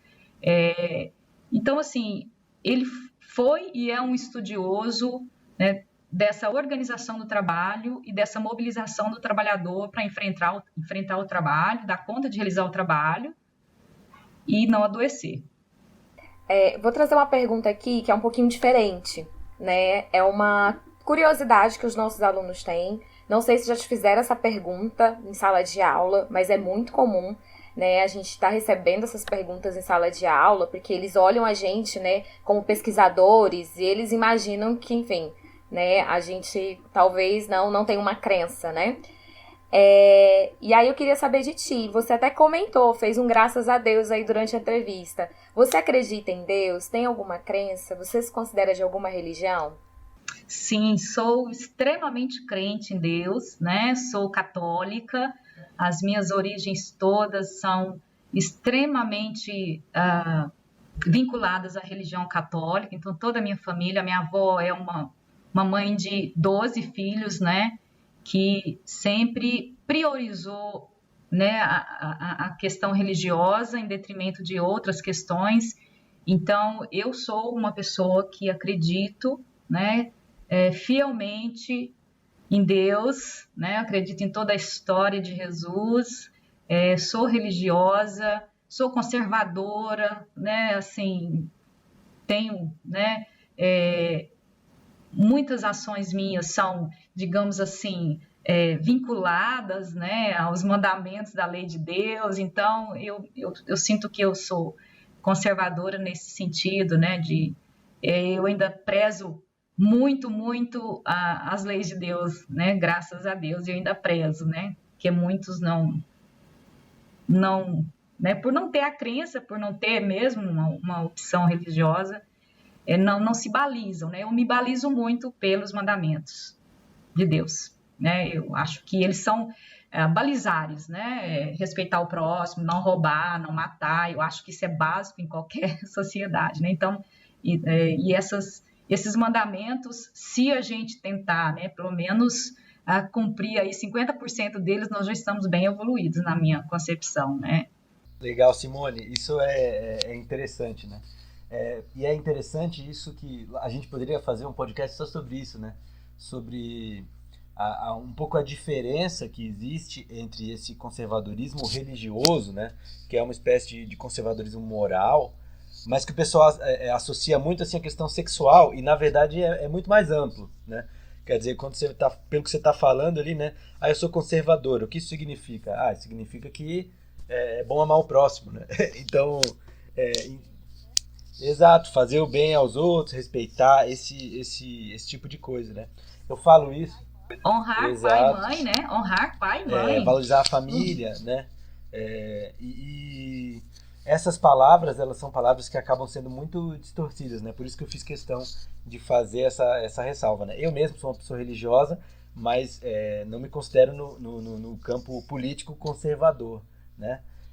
E a gente tem que entender um pouco, às vezes falta compreensão da religião, né? Eu tenho estudado isso há alguns anos e tenho achado coisas bem interessantes, né?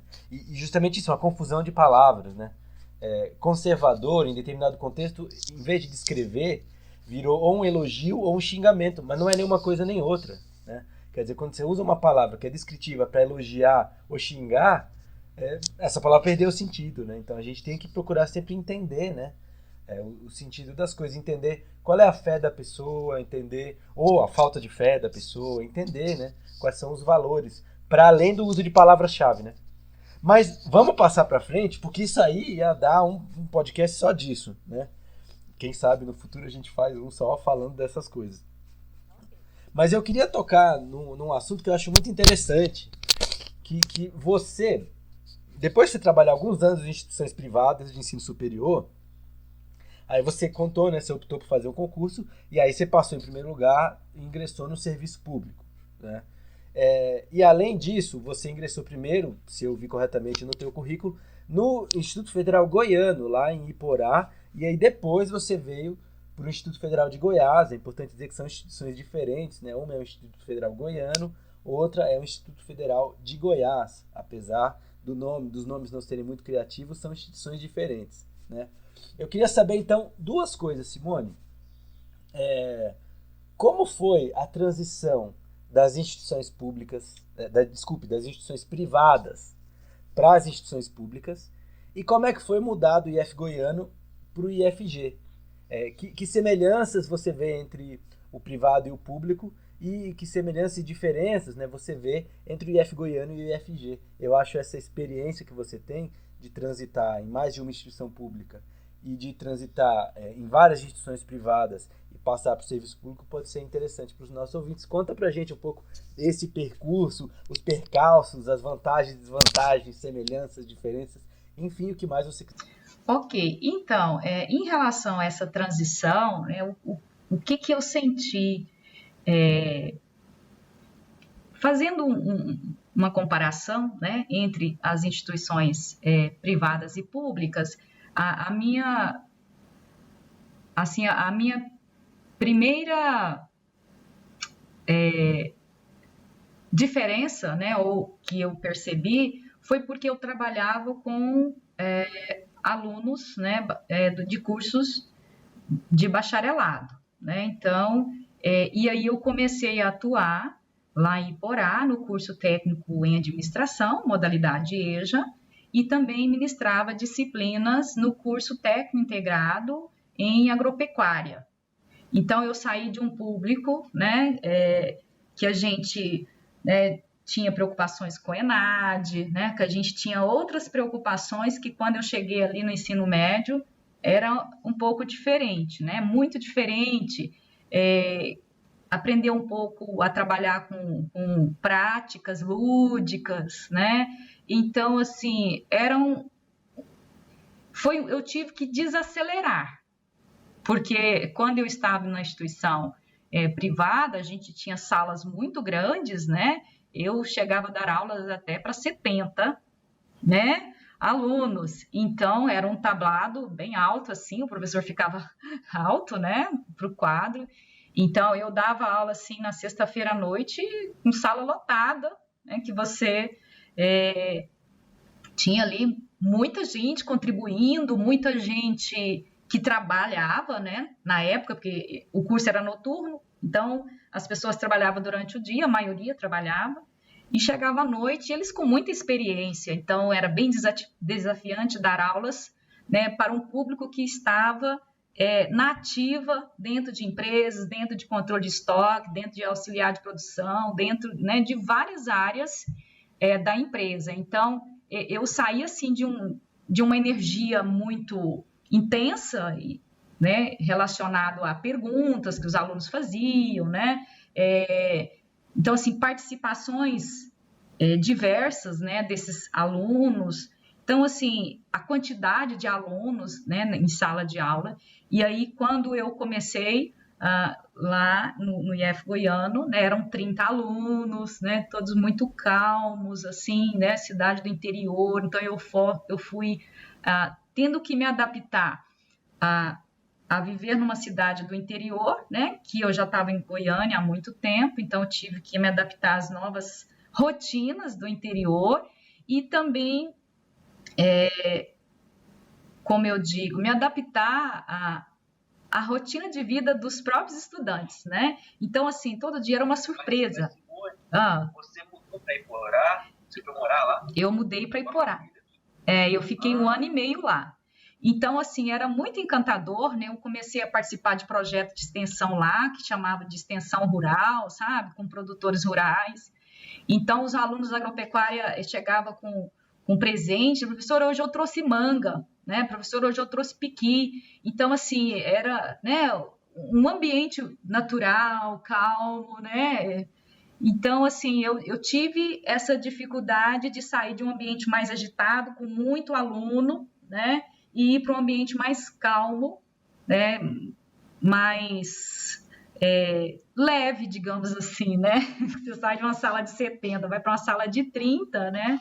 Eu considero que é um ambiente mais leve, salas mais amplas, né? Então, as condições de trabalho, né, diferentes, né, ar puro, janelões, né, muito passarinho, porque o campus lá ele era um pouquinho assim, né, na saída da cidade, então tinha uma área verde, a estrutura, né, era toda era telhado, né, então assim uma estrutura característica, né, dos IFs goianos, por estar mais voltada aí para os cursos da área rural, né, então assim foi outro ambiente, foi outro cenário, né? Então eu saí de um cenário e fui para outro, e aí eu tive que ir me adaptando à cultura da cidade, né? A ir para as feirinhas, né? Comer na feirinha, fazer a compra na feirinha, e lidar, né, com aquele alunado muito, muito meigo, né? Muito respeitoso. Eu nunca me senti tão respeitada, né?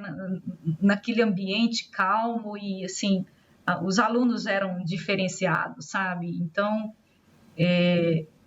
eu não sei se é porque é uma cidade do interior, né? Tem as suas características, né? Então, o que eu senti foi essa questão mesmo de intensidade, né?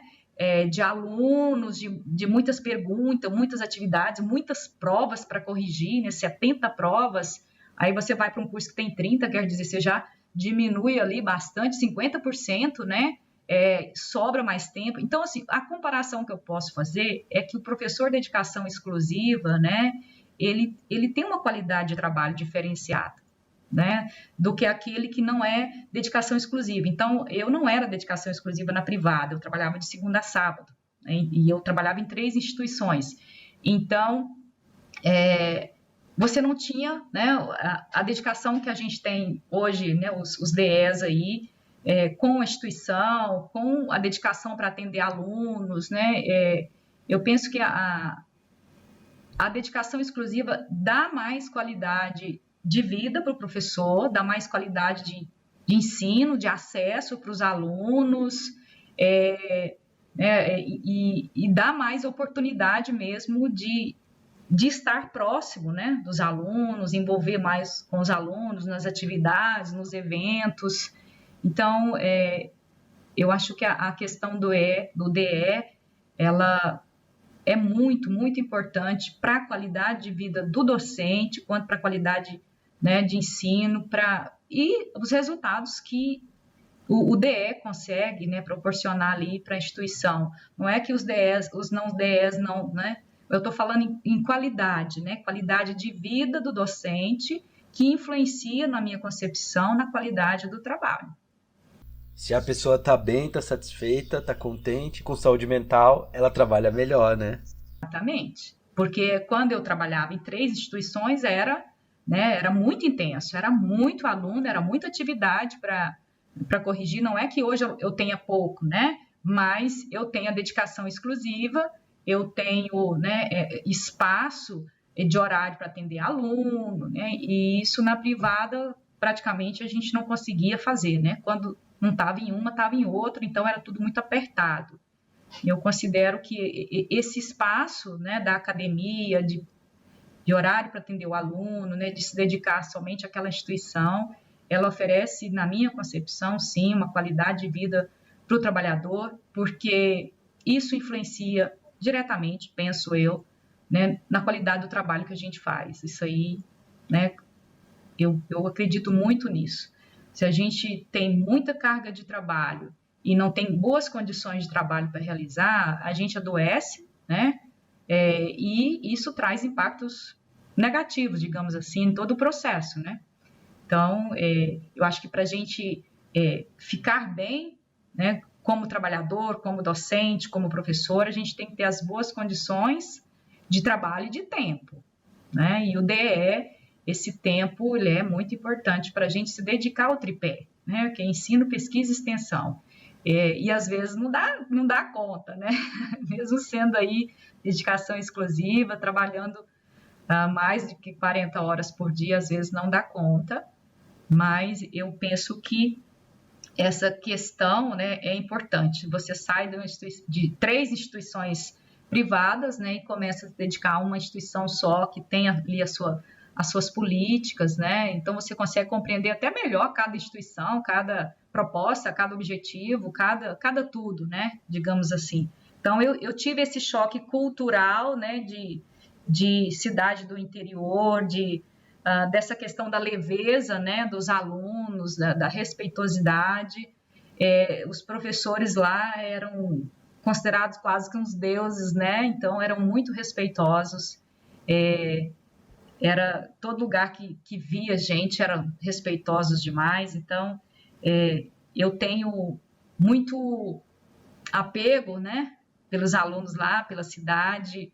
Foi uma experiência muito muito bacana, muito linda mesmo, a minha experiência no IF Goiano, né, uma instituição maravilhosa. E aí quando a gente fala de diferenças, né, as políticas, né, as bases da rede federal, elas são, né, bem equiparadas em relação às políticas de ensino, né, de pesquisa, de extensão. Eu não posso falar em relação à pesquisa, porque na época que eu fiquei lá, eu não fiz, né, pesquisa, porque quando eu fui para lá, o campus estava nascendo, né, o campus não estava nem pronto, foi nós que tiramos ali os plásticos das carteiras, nós que organizamos, assim, os primeiros, né, momentos ali, foi a gente, professor mesmo, que deu uma organizadinha. Então, aí a gente foi elaborar a PPC, né? A gente chegou lá 1 mês, 2 meses antes para elaborar a PPC. Então, a gente construiu essa fase inicial, era um campus totalmente novo, né? Então, eu não consegui dar início à pesquisa porque a gente estava desenvolvendo projetos, né? Eu saí de lá, deixei um outro projeto novo, que era em... qual que era o nome, gente? Esqueci. Mas a gente deixou um outro projeto pronto, eu e o outro colega que tinha lá. Então, eu não tive a oportunidade de fazer pesquisa lá. Eu não cheguei a fazer nenhuma pesquisa. Mas eu estava envolvida com um projeto de extensão, né, com os ruralistas, né, o pessoal da área rural lá, e era voltado para frutos do cerrado também. Tinha uma professora bióloga lá que ela gostava muito, e ela me convidou para fazer parte, e nesse projeto era um mega projeto, digamos assim, que envolvia, né, pessoal da parte leiteira, né? Então, assim, foi uma experiência muito bacana mesmo. E aí eu tive que abandonar o projeto, porque Iporá fica bem longe aqui, né, da gente, bem longe, assim, entre aspas, 200 e poucos quilômetros, mas para eu ficar fazendo deslocamento ficava difícil, e aí eu decidi por abandonar, né, a equipe lá de Iporá e começar a minha vida aqui toda em Anápolis, né? Simone, você estava destacando aí, né, que o IF é uma instituição que te possibilita aí trabalhar na área de ensino, né, de pesquisa, de extensão, né, é uma realidade nossa. Muitos docentes, né, muitas pessoas que querem seguir a carreira de docência buscam as universidades e buscam os IFs justamente para ter essas possibilidades, né, de ter possibilidade de planejar, de ter essas janelas, né, para se organizar, para trabalhar em várias frentes, não somente dentro da sala de aula, né. E aí você vem desenvolvendo alguns projetos de pesquisa. Eu gostaria que você falasse um pouquinho sobre esses seus projetos, sobre as pesquisas futuras, o que você está pretendendo trabalhar. Então, os meus últimos projetos de pesquisa, né, eu trabalhei com comportamentos pró-ambientais. Eu gosto muito, né, da área ambiental, como já está nítido. Então, a gente fez um estudo no próprio IFG para fazer uma avaliação, né, do comportamento das pessoas em relação às questões ambientais. Foi o primeiro que eu fiz depois que eu terminei meu doutorado e que eu retornei à instituição, que eu fiquei há quase 2 anos, né, de licença. E depois eu fiz mais uma pesquisa na área que fala de marcas, né, fala de produtos de maquiagem específica para mulheres de pele negra. Então, a gente fez uma pesquisa em Anápolis para identificar as dificuldades das mulheres de pele negra em adquirir maquiagens, né, que realmente dá o tom da pele delas. Então, foi uma pesquisa maravilhosa, uma experiência lindíssima que eu tive com excelentes alunas, né, saudades delas, né, um beijo para elas. Então, foi maravilhosa essa pesquisa, eu fiquei muito encantada. E quando eu fui submeter o projeto, eu pedi ajuda para a Laís, né? Lembra da Laís aí, que teve um período com a gente, né? Ela estava trabalhando aí no IFG Anápolis, então eu falei, olha, me dá uma ajuda aqui, né? Porque acaba entrando um pouquinho aí dentro da questão sociológica, né? E ela olhou o projeto, deu dicas, então, assim, foi uma construção muito bacana. E o último que eu trabalhei por agora foi empreendedorismo feminino, né, na região ali do próprio campus Anápolis. Então, a gente tentou fazer uma pesquisa para identificar as deficiências de formação das mulheres, né, na gestão do negócio. Então, a gente identificou negócios que foram criados e são gerenciados por mulheres, e a gente tentou identificar quais são, né, as áreas que elas querem um curso de capacitação para melhorar o gerenciamento do negócio delas, né? Então, a gente focou aí no empreendedorismo feminino, né? E eu estou com orientação de TCC também sobre empreendedorismo feminino no comércio virtual. Vai ser específico para mulheres que usam o Instagram para divulgar os produtos, vender. Então, a gente está com essa proposta aí também, de trabalhar o empreendedorismo feminino. Estou com uma outra pesquisa em formato PIBIC, agora em vigor, que é analisar a inserção dos alunos egressos de logística no mundo do trabalho, né, que também eu acho que vai ser maravilhoso a gente entender como esses alunos, desde a primeira turma que formou até agora, né, como eles estão, né, quais foram as dificuldades que eles enfrentaram para se inserir no mercado de trabalho, no mundo do trabalho. Então, a última pesquisa que está em vigor agora no PIBIC, né, mas eu também tenho outras pesquisas aí, né, no formato TCC, e já fiz várias outras. Então, eu gosto muito do marketing, como vocês já sabem, né? Eu também trabalho no curso de comércio exterior, então eu oriento, né, e também dou oportunidades aos alunos de fazerem monitoria nas minhas disciplinas, né, aqueles alunos que querem também, eu dou essa oportunidade, sempre ofereço aí vagas para alunos que querem fazer monitoria, aprender, contribuir, né?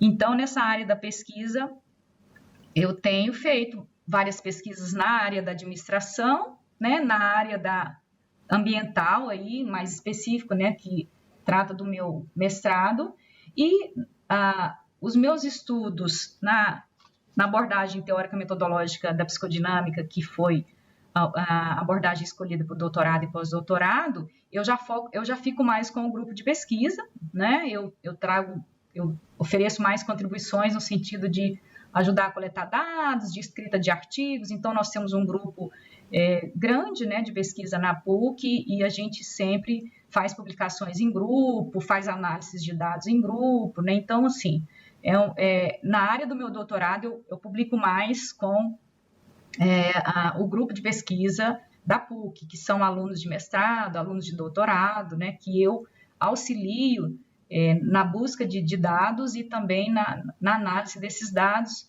e depois a gente constrói, né, artigos, resumo, submete para congressos. Então, assim, no próprio IFG, eu ainda não adotei, né, como linha de pesquisa a abordagem que eu usei no meu doutorado.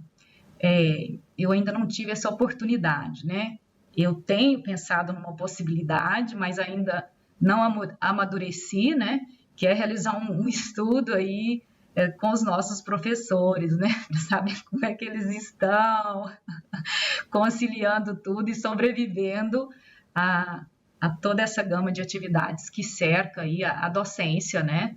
No âmbito da rede federal e do IFG. Então, seria isso as minhas pesquisas. Então, assim, já orientei vários trabalhos de TCC, né, como eu já mencionei, em várias áreas: comunicação, marketing, gestão de pessoas, comércio virtual. Então, tem muitas pesquisas bem interessantes, tanto, né, no modelo TCC, quanto na iniciação científica, que são os PIBIC, PIBIT, né, etc. Muito legal, Simone. Depois, olha, eu fiquei curioso, e depois os nossos ouvintes não vão ouvir, nós estamos chegando no final da nossa entrevista, mas depois eu vou querer trocar umas ideias com você, quem sabe a gente faz algumas pesquisas conjuntas aí, né? Porque você trabalha coisas que me interessam bastante e com certeza tem conhecimentos que eu não tenho. A gente pode trocar umas ideias aí, né? Opa, tô vislumbrando coisas aqui, Simone. Vai sair coisa boa. Vai ser excelente, vai ser ótimo. E aí, vamos para o encerramento, Simone. Nem parece, mas nós já estamos aqui, ó, há mais de 1h30 conversando. Eu tô vendo aqui, ó, já passou de 1h30 a nossa conversa. Então, eu queria que você fizesse 3 coisas agora pra gente encerrar. Que é você fazer as suas considerações finais, o que você quiser falar aqui para os nossos ouvintes, para nós. Queria que você desse uma dica de leitura da sua área de pesquisa.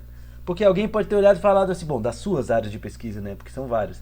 Alguém, nossa, eu gostei muito dessas coisas que a Simone falou. O que a pessoa poderia começar a ler? Eu queria que você desse essa dica. E também que você desse uma dica cultural livre. Que, assim, você quer indicar uma música, um filme, uma peça de teatro, um outro livro, o que você quiser. Então, faça aí isso para nós, que sempre sai coisa legal disso também. Tá bom, então eu vou começar pelas dicas culturais, né? Vou começar de trás para frente, aí depois eu vou para as considerações finais, pode ser? Então, em relação à questão cultural, né, eu gosto muito de música.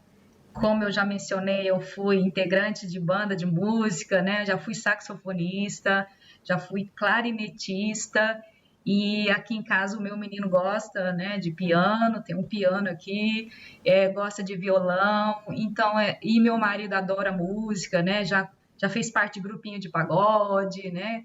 Então, assim, essa parte da música, ela tem uma energia muito positiva na minha família, né? É uma família grande, né? Minha avó teve 12 filhos, a minha mãe foi a primeira dos 12, e eles têm sempre o hábito, né, de reunir para rezar, né? E depois para se divertir. A música, ela tá, né, sempre presente, e eles dançam muito, sabe? Não são pessoas retraídas, gostam de movimentar o corpo. Então, assim, como sugestão aí, né, cultural, musical, eu sugiro o gênero forró do nosso Luiz Gonzaga, nordestino. Alguma música específica do Luiz Gonzaga? Gosto muito da Asa Branca e do Riacho do Navio, que tem muito a ver com a minha infância, né? Então, eu acho que dançar, né, movimenta o corpo e traz leveza para a alma, né? Então, salve aí o nosso rei do forró, Luiz Gonzaga. Sugestão, eu gosto, né? Livros, eu sugiro, né, assim, pensando um pouquinho assim na área do marketing, né? Um livro muito famoso que eu acho que vocês já conhecem, né? Que é A Arte da Guerra. Eu acho que o Arte da Guerra, ele serve para a gente, né? Compreender um pouquinho como que a vida né? Que é uma batalha, né, digamos assim, e você tem que ter o discernimento, né, da hora de avançar, da hora de recuar. Então, eu gosto muito da Arte da Guerra, não só para falar de marketing, mas até para a gente fazer uma leitura, né, para a nossa vida própria mesmo.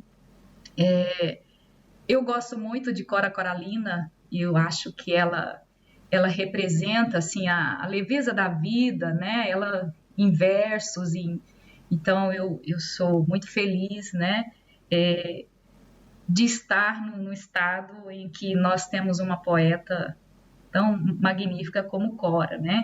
Então, eu gosto muito dos versos, das frases, amo Cora Coralina.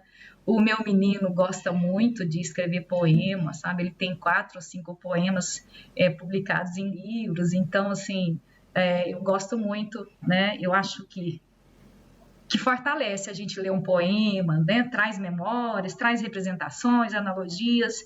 Então, é uma sugestão. E falando da área da minha teoria, né? Da minha metodologia de estudo aí, da área do doutorado, o livro que eu indico é Psicodinâmica do Trabalho, né? De Christophe Dejour. Nós temos ele em várias edições, né? E o último, se eu não me engano, saiu em 2018. Então, é uma obra que nos leva a conhecer toda a abordagem dele, né? E traz ali várias sugestões de como a gente desenvolver uma pesquisa, fazer uma leitura, fazer uma intervenção, né? Melhorar o ambiente do trabalho por meio dessa abordagem riquíssima aí do nosso querido Christophe Dejour. E como considerações finais, eu tenho muito a agradecer o convite ao Geraldo, a Raíssa, né?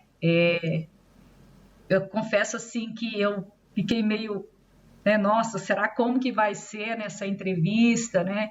Aí eu pensei, o que eu vou falar, como que eu vou falar, né?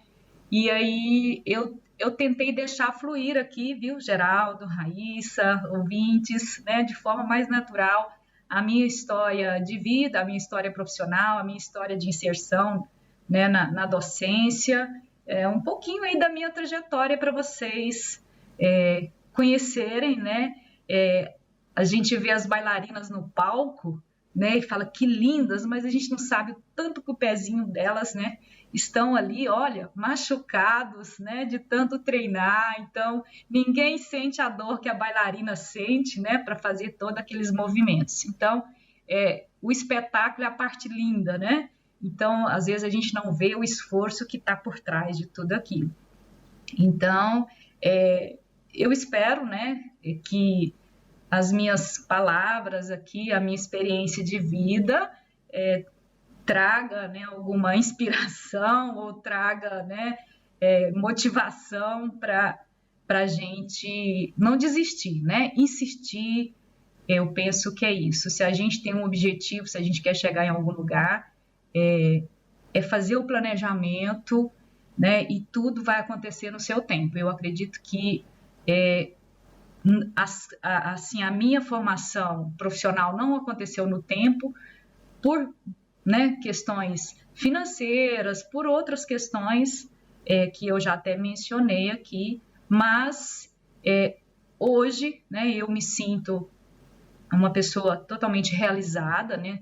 Eu considero que a instituição que eu trabalho é uma instituição magnífica, né, que tem um propósito maravilhoso, né, de formar as pessoas, preparar para o mundo do trabalho com muito respeito, com muita qualidade, com tudo aquilo que a gente consegue oferecer de bom para os nossos alunos, que hoje a gente pode considerar que tem muitas oportunidades, né? Nós temos vários campos dos institutos federais, né? Já tem acho quase uns 600.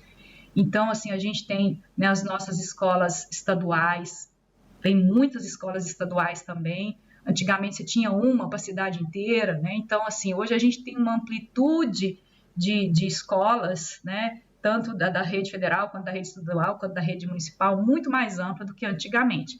E hoje as crianças não estudam, né, na zona rural como eu estudava, né? As crianças pegam o ônibus escolar e vai estudar na cidade, né? Então, é lógico, tem algumas exceções, né, que realmente ainda acontece na zona rural. Então, mas na minha época, a política, né, era que as crianças estudassem ali, né, próximos às suas casas, às fazendas, né? Então, meu pai a vida inteira foi vaqueiro, ele não foi dono de fazenda, tá, Geraldo, Raíssa, ouvintes, né? Então, hoje ele tem uma terrinha muito pequenininha de 8 alqueires, né? Mas a vida dele como trabalhador foi vaqueiro, que ganhava no máximo aí um salário mínimo para 4 filhos, né? E uma esposa. Então, tirando leite, né? Debaixo de chuva, e plantando milho, né? Plantando cana. Então, a realidade aí, né? Do meu pai com a gente há muitos anos atrás. Então, hoje eu tenho 47 anos, eu me sinto muito feliz, né? De ter 47 anos, e cada aniversário que chega eu falo, nossa, quanta coisa eu fiz e quanta coisa eu já vivi, né? E ainda tem para viver, se Deus quiser. Então, são muitas conquistas, são muitas situações que amadurece a gente, que traz mais força, né? Para a gente fazer o melhor. Então, hoje eu tento fazer o melhor que eu posso como professora, como pesquisadora, como extensionista. Então, às vezes a gente não consegue fazer mais por causa da demanda mesmo, né, de atividades, e o trabalho intelectual, o trabalho de desenvolver um projeto não é algo que você senta e faz em meia hora, né? Então, o trabalho da docência é um trabalho, como que eu falo, invisível, né, aos olhos de outros, mas que para nós leva muito tempo. Então, você vai preparar um projeto, você gasta vários dias para ir amadurecendo até colocar ali no papel. Então, as minhas considerações finais é isso. Agradeço demais a oportunidade. Estou à disposição, né? Para quem quiser me procurar, passar aí alguma mensagem, algum e-mail, né? Podem ficar à vontade. E dizer que a vida é linda, né? E que a gente tem que aproveitar o máximo dessa vida, né? Mesmo com as dificuldades, a vida é linda, né? Está aí para a gente viver, e viver com muita intensidade. É isso. Muito legal, Simone. Muito obrigado. Agradeço a você por essa linda entrevista. Agradeço a Raíssa, que ficou aqui também participando junto com a gente. E aos nossos ouvintes que chegaram aqui, esse foi o Ciência Feita Aqui com a professora Simone. Um abraço para vocês. Tchau, tchau. Tchau, tchau. Obrigada. Obrigada. Tchau, tchau. Esse foi o Ciência Feita Aqui, projeto de extensão do Instituto Federal de Goiás, parceria entre os campos Formosa e Anápolis. Arte, edição e divulgação por Michele Barbosa e Ítalo Henrique Carvalho. Visite nosso site extensão.ifg.edu.br/Ciência Feita Aqui para ouvir os outros episódios e deixar seu comentário.